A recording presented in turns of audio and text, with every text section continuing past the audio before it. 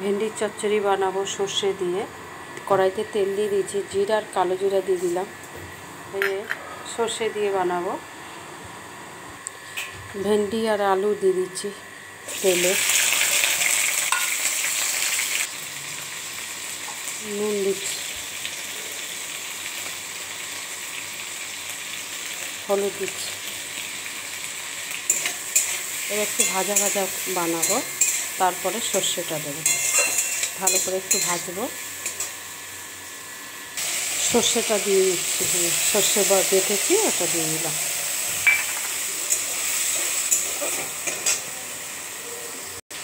এবার একটু জল দিয়ে দিচ্ছি, সর্ষে পুড়ে গেলে তিতা তিতা লাগবে, ওই জন্য একটু জলটা দিয়ে দিচ্ছি। একটু উপর থেকে একটু সর্ষের তেল দিয়ে দেবো, খেতে হেভি টেস্ট হয়, এরকম বানিয়ে খাবেন। এই যে সর্ষের তেলটা দিয়ে দিচ্ছি।